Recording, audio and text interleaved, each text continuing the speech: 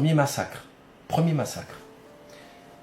Plus de 50 enfants, des gamines d'une école ont été massacrés. Et vous avez une ordure sur BFM qui a expliqué que c'était la guerre. Non, c'est un crime de guerre, ordure. C'est un crime de guerre. C'est pas la guerre. C'est un crime de guerre. Bombarder une école, c'est un crime de guerre. Mais c'est signé Tel Aviv. C'est signé Tel Aviv. Bombarder les écoles, les hôpitaux, les universités, comment on appelle ça, les infrastructures. C'est signé. C'est signé le régime Epstein. C'est clair, net et précis. D'ailleurs, c'est pas fini. Regardez, ils ont bombardé aussi le Liban, au même moment, ils bombardent le Liban. Ils bombardent l'Iran et le Liban en même temps. Et c'est qui le fautif? C'est Téhéran. Non, c'est pas possible. Là, c'est enregistré, là. Là, il y a une guerre d'agression. Enfin, c'est enregistré. Ça n'existe pas, le préventif, tout ça. Ça n'existe pas. Donc, il va y avoir une riposte. Et les Iraniens, ils sont quand même sacrément équipés. Ok, sacrément équipés. Et là, pour vous revenir sur la question que je trouve intéressante, c'est que vous avez toute une ribambelle de petites racailles médiatiques, des dégénérés de la pire espèce, vraiment des consanguins, des abrutis finis, des débiles mentaux, qui t'expliquent qu'il faut sauver la femme iranienne, il faut la sauver la femme iranienne, il faut la dévoiler, etc. Par contre, tuer 60 gamines dans une école, bien, c'est la démocratie, c'est le prix de la liberté. C'est un bombardement chirurgical, démocrateux, propre. Et on est obligé d'applaudir, on se dit, ouais, bravo, oh, vous êtes trop fort. Et la démocratie, hein, c'est la démocratie, les amis, c'est ça la démocratie. Donc, mais il a eu le culot de dire, c'est la guerre. Non, c'est un crime de guerre, la guerre, elle a des règles. La guerre, elle a des règles. Voilà. C'est aussi simple que ça. Donc, bon, on va voir où ça va mener. Ça va avoir des conséquences. Là, ce coup-ci, je pense que ça va avoir... Je rappelle, ça va avoir des conséquences, là, hein, parce que ça monte crescendo.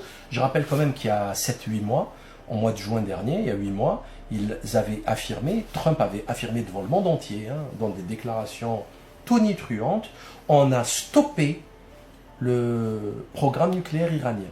Et là, il faut rebombarder. Tous les 6 mois, il faut rebombarder un truc qu'on a fini. Très curieux quand même. Très très curieux. C'est bizarre. Et en fait, tout le monde l'a compris. Il est tenu par l'entrejambe parce que c'est un complice d'Epstein. Ils ont des documents dégueulasses sur lui. Ils le tiennent. C'est clair. Ils le tiennent. C'est aussi simple que ça. Si Trump est jugé, c'est terminé Mar-a-Lago, il va finir dans une prison. Voilà, il va finir dans la même prison qu'Epstein. Et il n'a plus l'âge pour ça. Donc il le sait, il joue ses dernières cartes. D'ailleurs, je voulais pour finir, vous montrer un dernier truc là qui aussi pousse les Israéliens à commettre l'irréparable. C'est le dernier sondage Gallup. Vous savez, Gallup, c'est le CSA, Ipsos, l'IFOP américain très connu. Donc, leur dernier sondage, c'est un changement historique aux USA. Les Américains sympathisent désormais plus avec les Palestiniens qu'avec les Israéliens. Le sondage Gallup vient de tout renverser, ça fait depuis 25 ans. C'est la première fois. 41% choisissent les Palestiniens, 36% restent du côté israélien. C'est-à-dire que aux États-Unis d'Amérique, on l'a vu avec tous les super influenceurs, je sais pas moi, Anna Kasparian, Dan Bilzerian, Joe Rogan, Tucker Carlson, Candace Owens, il y en a plein. Ils ont des dizaines de millions, même Charlie Kirk, feu Charlie Kirk. Ils sont des dizaines, ils ont si on cumule tous, il doit y avoir 50 millions de followers, plus. Eh bien, tous sont pro-palestiniens, anti-israéliens, et ils le sentent, ils voient le vent tourner. Pourtant, ils ont mis des moyens, mais colossaux, pour leur propagande israélienne ultra-sioniste, pro-sioniste, et malgré ça, malgré le 7 octobre, malgré tous les moyens de l'AIPAC, l'infiltration du Congrès, de la Maison-Blanche, et depuis 30 ans, Epstein compris dedans, Witkoff, l'autre folle de, comment elle s'appelle, la milliardaire, là, j'ai oublié son nom, bref, et bien malgré ça, le peuple, non, le peuple y voit. La vérité, elle est évidente, obvious, elle est éclatante, aveuglante, elle est là. Vous êtes des criminels, vous êtes des assassins. Donc, tic-tac, tic-tac. Ils ne peuvent pas attendre trop longtemps, alors ils veulent déclencher leur guerre le plus vite possible, avant que ça ne se retourne contre eux, avant que tout ne s'effondre. Voilà. Je rappelle quand même que le lingot d'or, je crois, il est à 140 000, 145 000. Le Bitcoin est en train de s'effondrer, l'économie mondiale pareil, surtout américaine.